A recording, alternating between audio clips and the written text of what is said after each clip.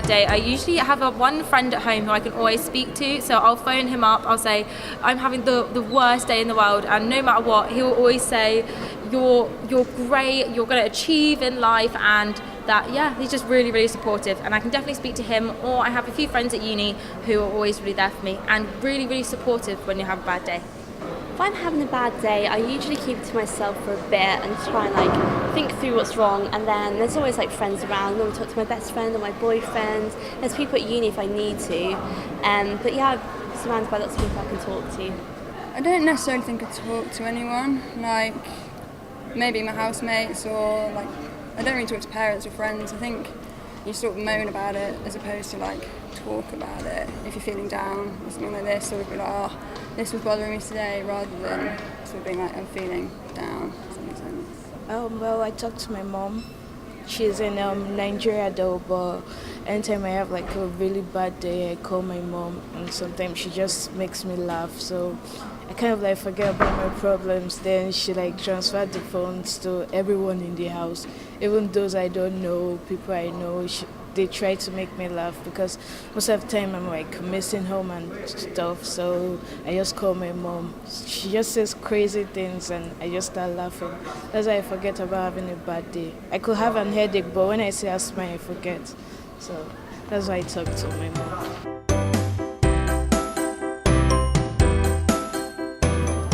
I feel mental health affects everyone, not just the sore individuals, but I feel everyone suffers it to a certain degree. And it occurs at different points in life, I think. Mental health can affect anyone. I think literally anyone. I know people who are adults in their adult life who have mental health, and also people even in my secondary school used to suffer with mental health and used to have to go see their school counsellor. So it honestly doesn't discriminate against anyone. I don't think that mental health affects just a certain person. It hasn't really got an age or a gender. Mental health can affect anyone at any time.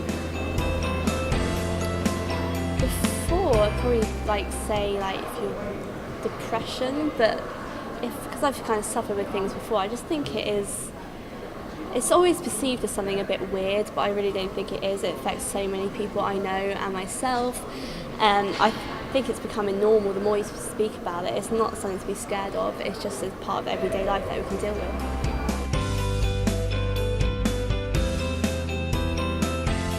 I think there's a lot of misconception in terms of mental health. People don't really understand what it is. There's a lot of stigma attached to it. So I think we need to do more in schools, uni, college to educate people about it, because a lot of people do suffer from it and don't really realise. So yeah. I feel there isn't enough, because I feel there's been times in my life where I've been very anxious or suffered quite bad anxiety, and I haven't known how to deal with it.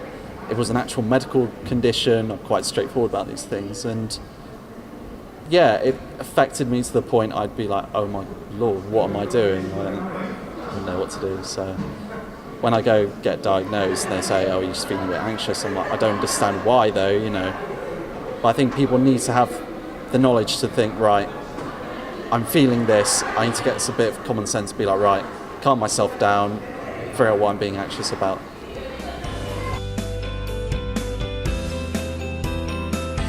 I guess just making it normal to talk about it, all the things that are being done at the moment, just to make it a normal thing to talk about, and friends to talk about it as well. You get to that certain age, girls especially, where more people are getting anxious and depressed, and at schools and stuff like this, and you don't really know how to talk about it or who to talk to. So yeah, just awareness that it's normal kind of thing. Yeah.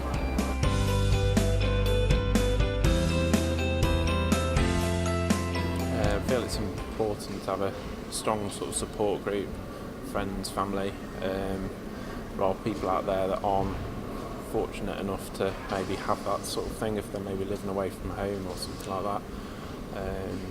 But yeah, knowing that there's doctors and counsellors and people like that can help them, I think it's really important.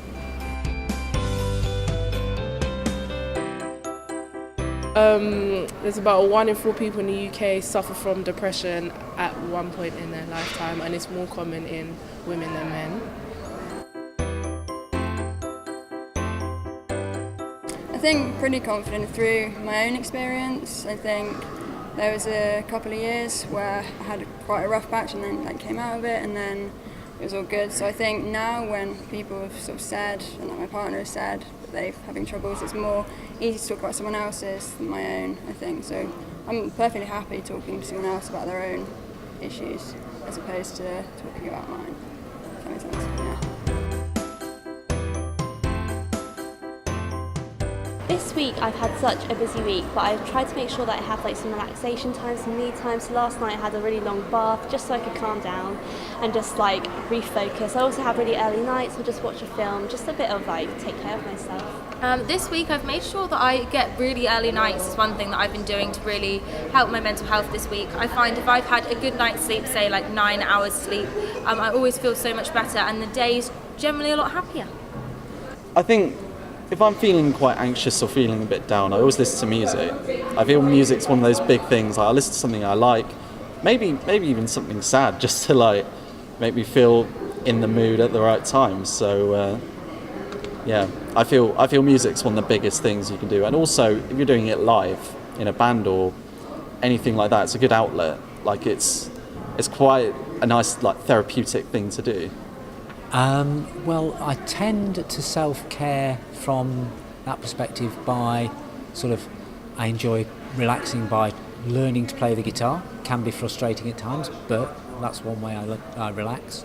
I listen, as a consequence of that, to a lot of music, and I am an exercise freak, so I go out for quite a few bike rides in the country, get away from the traffic and just enjoy the countryside.